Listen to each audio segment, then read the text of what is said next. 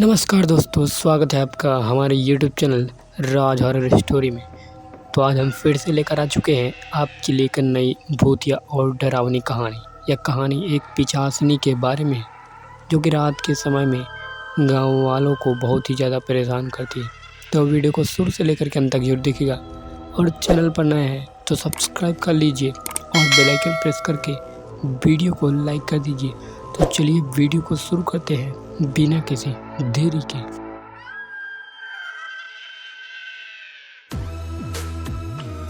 पिशाचिनी 200 सालों से इसी गांव में मंडरा रही है। उसके अंदर खून की प्यास हमेशा लगी रहती है।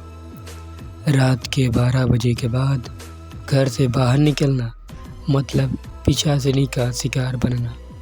यह कहानी है बेलपुरा नामक गांव की, जहां पर एक पिशाचिनी रहती है।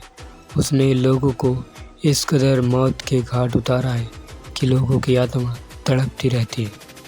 बात है सन 1832 ईस्वी की, जब मैं अपने गांव बेलपुरा में रहता था।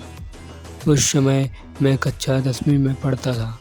मैं और मेरे कुछ दोस्त भी साथ में स्कूल जाते थे। एक दिन जब मैं अपनी झोपड़ी में सोया हुआ था और झोपड़ी चारों ओर से घेरी हुई थी, करीब रात 12 बजे मेरी नींद अचानक से खुल गई और मैं उठकर बैठ गया। मुझे बहुत जोरों की प्यास लगी थी। मैं उठकर गया और घड़े से पानी निकालकर पीने लगा। तभी बाहर एक महिला सफ़ेद साड़ी पहने हुए खड़ी थी, जो कि मेरी तरफ देख रही थी और उसने कहा, मुझे बहुत ज़ोर से प्यास लगी है, मुझे थोड़ा पानी मिलेगा। वह बहुत ही डरावनी आवाज़ में बोली। मैं उसकी आवाज़ और उसके रूप रंग को देखकर डर गया और जाकर अपने बिस्तर पर चादर ओढ़कर सो गया।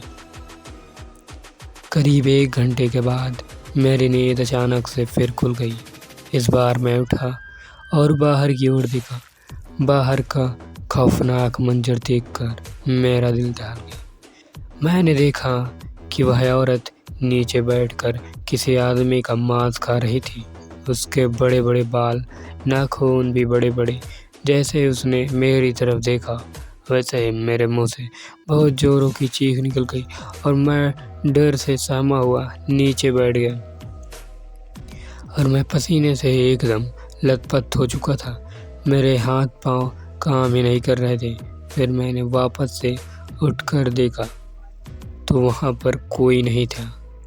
मैं डरा सहमा हुआ जाकर सो गया। अगली सुबह जब नींद खुली तो मैंने रोने की आवाज़ें सुनी। मैं तुरंत उठ गया। मैंने देखा कि मेरे घर में कोई नहीं है। मैं दौड़कर रोने की आवाज़ों के पास गया तो देखा कि गांव के एक किसान रामू काका की बहुत ही बेरहमी से हत्या कर दी गई थी। उनके पेट का मांस ही नहीं था। मुझे तुरंत पता चल गया कि कल रात रामू काका को वह पिशाचिनी खा रही थी। मैंने उनका चेहरा नहीं देखा था। मैंने डरते हुए गांव वालों से कल रात की घटना के बारे में बताया तो सभी के होश उड़ गए। उनके घर वाले बहुत ही ज़्यादा विलाप कर रहे थे और रो रहे थे। फिर रामू काका के मृत शरीर को नदी के पास ले जाकर जला दिया गया। फिर सब लोग घर आ गए। रात के 10 बजे तक तो चहल पहल और बात करने की आवाज़ें तो आती थी गांव में, लेकिन रात के 12 बजे के बाद गांव में एकदम से सन्नाटा छा जाता था।